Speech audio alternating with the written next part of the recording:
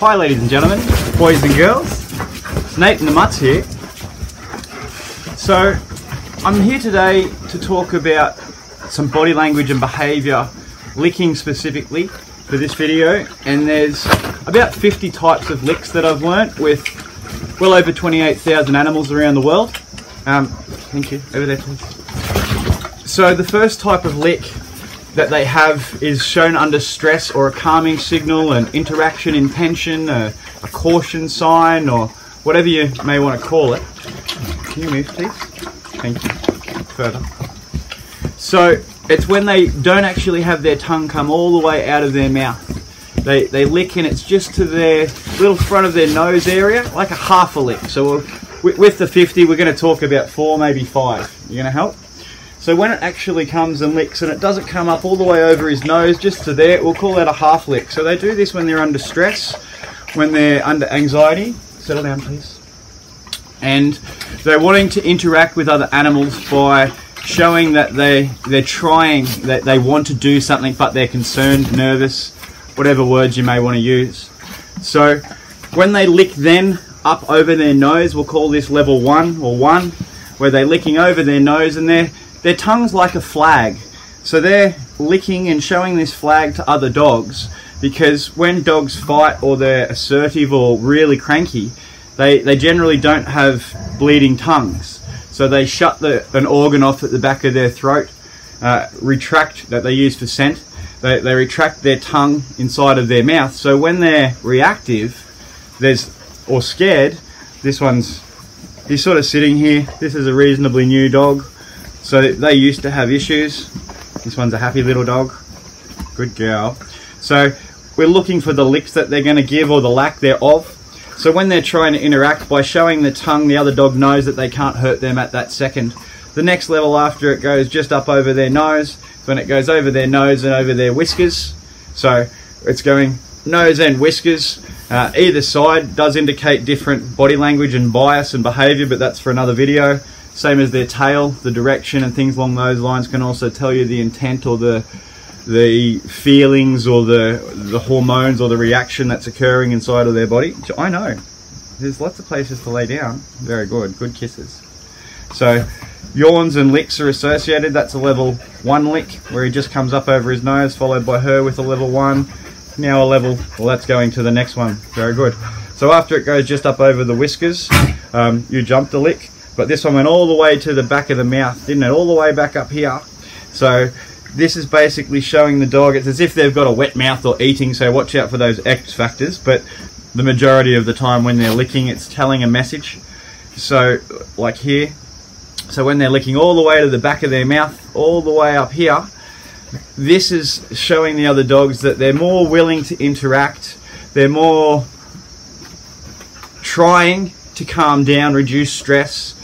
Then it's accompanied by, there's 4 or 5 types of yawns. They can be for wanting exciting events, when you can sometimes hear a high-pitched yawn.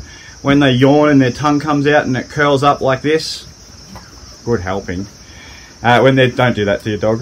When your tongue curls out like that, that's sort of also showing the other dogs, once again, very good, that at that time they can't react and they're trying to reduce, because they're showing, it's not showing their teeth like we think of in relation to when they go like cranky teeth, is it? But it's a matter of them showing their tongue to the other animals that they want to reduce the stress, they want to interact, they're trying hard. So the more we look at the tongues, the speed that it's used, the repetition, the duration that the tongue stays out. It's the similar thing to blinking, but that's for another video. It's a calming signal like the tongue. The tongue coming out and showing as a flag. The blinking of their eyes is also communicating, reducing stress or attempting to interact in a whatever positive way, the majority of it. So the body language that they're displaying is available to everyone who looks. It's not a matter of being good or bad or otherwise, just experience. I've been doing this for many, many years now, and realizing with Montana, my German Shepherd, that used to come around and do the assessments and figure out which dogs are good or bad, or able to go to homes and no kids and all this sort of stuff. By watching their behaviour, he worked with well over 4,000 or 5,000 dogs. having sort of a neutral plane or a homeostatic level, like their hormones inside of their body when they first come into shelters or into a new rescue home or a new home or visiting a new place or a new person. They're going to be displaying all of these licks and these blinks. The eyes, it's a thing called whale eye, where you actually can see the whites of a dog's eye every time it's an intention. They mean that. There is a very few dog breeds that have an exception to this, but you get the rule. The same as when you're talking about tail position. A tail in the air means beware. Tail straight behind them and out there is actually, they're busy. It might be they're going to the toilet, they're sniffing, they're doing whatever it is. I know. What would you like? Would you like a teddy? Pawing, sorry, little man, knocked you over. Pawing is general. There's a 4 or 5 different types of paws, like the yawns. There's a offering you their paw. There's a putting their paw on you. Hello. And then there's a sort of pulling you with their paw. So the offering you their paw is like, I want to be your friend. Putting their paw on you is, you're my friend, can we do this? Or they want to do that. Now, it's not always bad. They're telling you something. But when it gets to the point of, and he's not being bad, this is something unnatural for him, that I'm sitting down here and he's probably wanting to play a game. He doesn't really like the iPad either. All good. So when they're pawing you, they're wanting something to tell, whether it's to be your friend, but if they keep doing it, it's then like, oh, you're my friend. I want to be a friend. I want to be a friend. I want to be a friend. And it's like, dude, relax. Chill out. Very good. Good level 1 lick. So a half a lick is when it just comes out, not all the way up to their nose. It's a high level of stress. Whenever there's no licks, that's the highest level. No licks are a dog that's reactive, unable to show it's not confident, it's not happy. It could be sleepy. You know, there's also other things, but the majority of the time, you look for dogs that are repeatedly licking. Is indicating, oh, I want it. They're saying like, oh, chill out, guys, relax, let's go, settle down, girls, ladies, gentlemen, whatever it may be. I want to be a friend. I don't want to be involved. So the paw can also be lifted when they're standing there in a submissive gesture. So if you see a dog, hey, can I get some puppies here? Hello. So when they're sitting, you might find a dog that's sitting down and it's got one paw up and averting its head or looking away, because they use eye contact. Because they use eye contact as communication for a lot of it, along with their licks and their tail position. So when they see the whites of the eye and licking, basically they're knowing there's an issue. They're trying to reduce the stress. When there's no licking, there's even more of an issue. When the tail's in the air and it's not moving, that means beware. When the tail's straight behind them, it means they're busy. Now that might be positive or negative. When the tail spins in a circle, like a happy tail, like a helicopter tail, sorry, that's expecting a positive event. So all of these positions with their tails and their tongues and their eyes, whenever you can see the whites of their eyes, as I said, it might be a calming signal or a stress. But a stress on your body can be, that's wanting something, the same as the pawing with the head. I want this. Can you be my friend? Play with me. Pay attention to me. Is this what you want? I know. I know. Can you? That's very good. Thank you for coming and helping. That's excellent. Banjo, can you move, please? Thank you. Neptune, baby dog, can you relax? Good girl, Angel. So every time they're doing these actions, when that tail stops moving or stays straight out behind them, it's a time, if you're working with an unknown dog, or you're looking at your children or introducing a new dog, that tail stops moving, there's no licking, the whites of the eyes can be seen because it's positioned its head in a way that occurs. The ears are harder to read for a lot of people, but a pretty good rule, if they're tucked back against their head, it's caution. If they're straight ahead, it can also be caution. So that's what it is. The tongue's a very easy indicator for other dogs to see. Good Casper. When you get a dog that's all black, very good.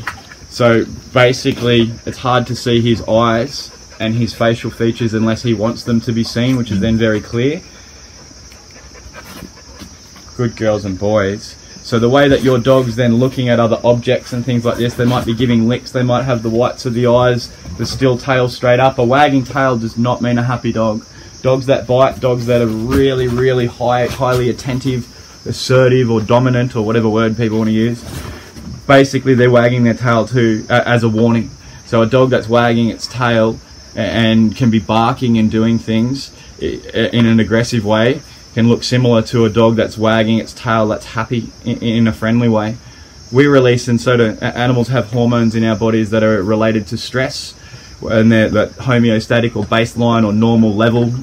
So the cortisol or stress hormone, when the animals come into the shelters, they spike, or like our anxiety or adrenaline or whatever other things you want to throw in there. And as soon as these occur and they go up, if your normal level's here, and then they go up, and then they go up, and then they go up, when they come down, they don't come straight back down to the normal chilled out place. So these dogs, under new environments or new stress, then showing all these body language and signals. If there's other dogs there in the area, or there's people that are staring at those dogs or looking towards them or not giving them any release, because dogs use eyes to talk, like their tongues and tails, as I mentioned, but another dog can be sitting staring across it, and this dog's licking and moving away. It's got its paw in the air, it's trying everything it can, lots of blinking, and nothing occurs. Inadvertently, that dog believes that that behaviour is being reinforced by whatever dog's around it. So when people are rescuing or bringing new dogs in, or even in the park, when you're out there, you've got another dog staring at it, or if it's your dog. These are all animals that couldn't get along. This one, she used to eat, not her fault, she didn't know any better. She used to eat like small animals and snakes and lizards and things, and then another dog came in the property and she attacked it because she didn't know how to play properly, and it probably reacted badly. And then after that, she thought that was the thing to do, so she ended up living on a chain for a fair few years with some lovely people who did take her for walks and drives and stuff along those lines and play with her, but she was still on a chain. So when they separated, they wanted to find her a new home, so she couldn't be near any other dogs. And the way that she was able to calm is when I'm looking at her calming signals and the other ones, I'm looking at why they're doing those. And if one of the dogs is making another one feel uncomfortable, like I'll think of something cranky, like that, as opposed to like that, just that different thought. In our body, we have a hormone release. And a way to explain that might be, if you think of something happy, you'll increase your heart rate and your pupils will dilate if you're attracted to someone, or fix, whatever the thing is. If you think of something sad or a negative thing, you'll have a physiological response as well. By tears might occur, your respiration or breathing will change, and things along these lines from a thought. So by us having a thought, and by these animals being under high stress and them feeling, and thanks to Mythbusters, I used to use studies from China and things like that when I worked at the RSPCA in 2003 and helped them write body language and behaviour rules. When they're under stress, or these dogs and horses specifically, and humans, can sense fear. So other animals are around, and these pheromones, or they're thinking something sad, they have a physiological response. Humans cry, dogs moan, sook, sit there, curl up, tremble, whatever the response may be is a physical one that releases those hormones in your pituitary gland by your thyroid and all this sort of stuff. So the Mythbusters did an example of where they got 3 people. Hey Simba, you want to come here? Where they got 3 people to jump out of an aeroplane. Thank you. 3 people to ride push bikes or run on a treadmill or something, and 3 to just sort of chill out. Took their sweat, and then in a blind study, looked at the responses when these people smelt the sweat, and they all had a physiological response. Their heart rate and things that I just mentioned increased.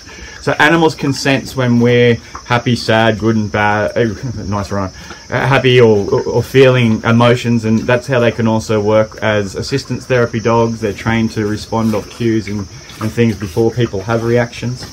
So by looking at the position of the tail with the tongue and the eyes, and the ears, as I mentioned, are harder to read, especially when you've got many different breeds of dog. Like Neptune, this dog here, baby dog, his alert ears are probably only go to there.